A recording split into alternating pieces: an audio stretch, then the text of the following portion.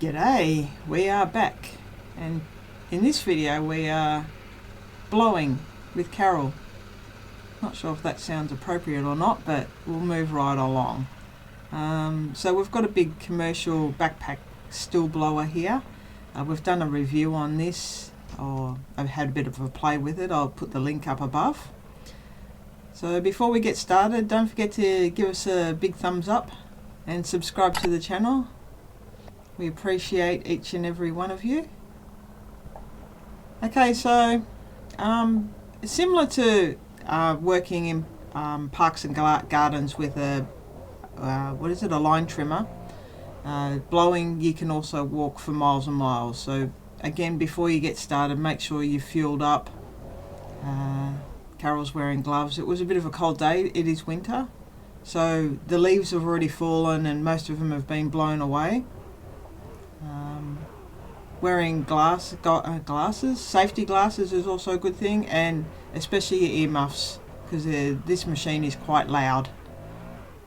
So I'll see if I can get the audio right in this one and turn it down a little bit and adjust it and get it all honky-dory. So obviously after brush cutting or line trimming, whichever one you want to call it, it can leave quite a bit of debris around. Cut grass and all, and general rubbish and leaves, little twigs, things like that. So if you've ever wondered if you can blow down on a gravel path, here's a great example. So even though you're moving around the small little stones and such, they don't really go too far. So normally they sort of get flicked around, maybe onto the grass, and then when you're mowing again, it gets flicked back again. So, and not all of it moves, just little bits and pieces. But if you're blowing in the right, sort of way, as Carol's doing, so I'm assuming that she'll walk up one side a little bit and then walk back down again. Yeah, there we go. So going to the other side a bit. So she's focusing on the little gutter or curved channel that's meant to pick up the water when it rains. So it's where all the water sits. Well, it's what it's designed for is, in theory, and it doesn't always happen, that's why I say in theory. So the gravel path should have a bit of a high spot in the middle and then slope down to the edge. Then you've got your place for where your water can drain. Now this park has been in for quite a number of years, so I don't think they would design them the same these days.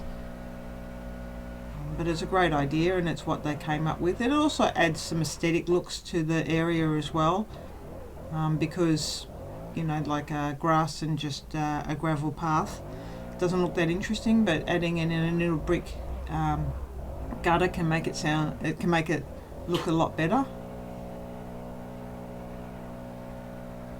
Yeah, so if it's raised, then when it rains, in theory, you don't have water puddles sitting on the gravel path. You have them sitting on the edge where most people won't walk. So then, obviously, when you do have the wet, muddy days, or rainy days, and you get your puddles and that, you don't get that. You don't get people that go to the park don't get mud, etc., or their feet wet. That's, I suppose, the ultimate outcome.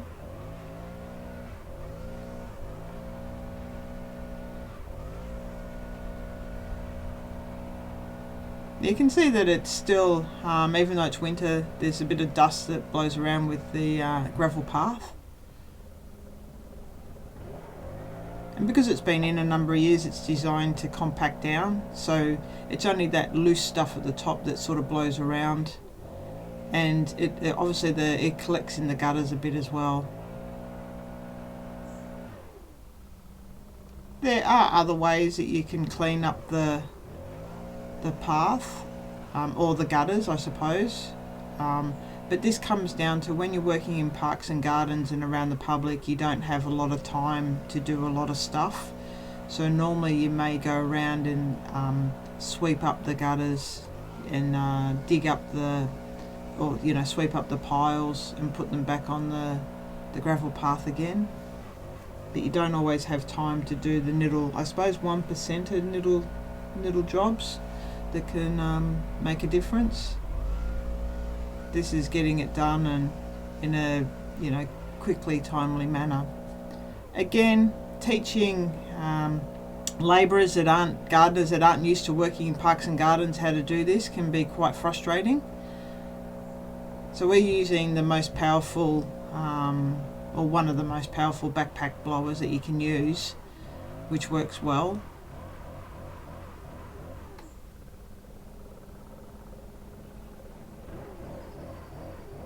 Walking back to the other side, as I said in the video yesterday, you've got to sort of plan where where you're going and that, because you can walk for miles and miles and miles, and when you get older you really feel like you have walked those miles. So the more that you can limit the amount of steps that you need to take in a park, the better.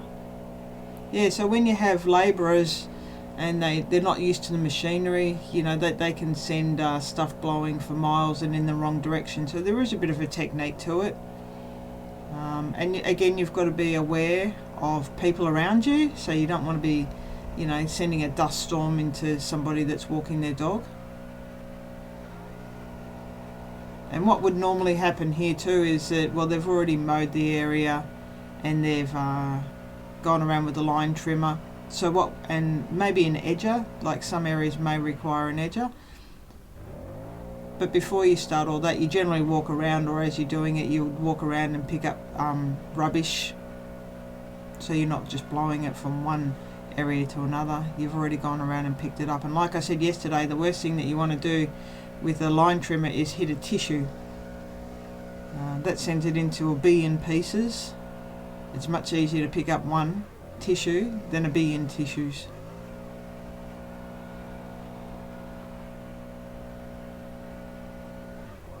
Yeah, so that's using the blower at the park. So it works pretty well.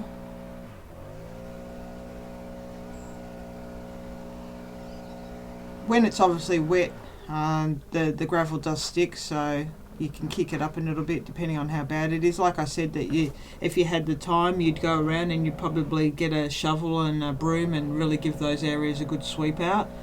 But I would imagine that they would be constantly filling up with gravel when it rains.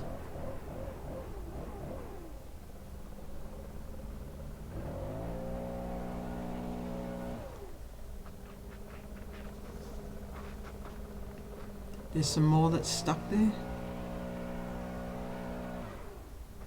Again, don't forget this is in winter time, so in summertime it would probably be a lot looser and a lot lighter, so you'd be creating a massive dust storm. And then obviously in autumn you'd be blowing a heap of leaves. And you'd probably be picking them up too, because otherwise you'd just be relocating the leaves from one area to the other rather than actually doing something with them.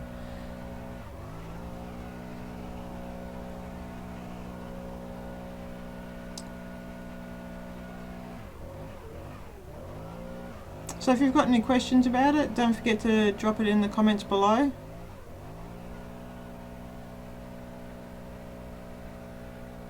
We'll just about finish up here, I think.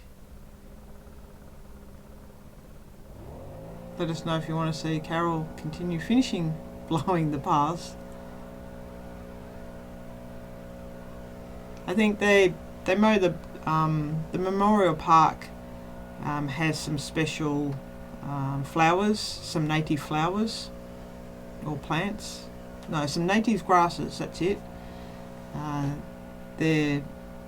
I suppose they're only for that little local area, so they encourage them to come up during the winter months. And they have some pretty flowers on them that we hope to capture this year. Anyhow, don't forget to give us a big thumbs up. Subscribe to the channel, Gardeners by Trade. It's Gay and Carol. And we'll catch you in the next video. Thanks for watching.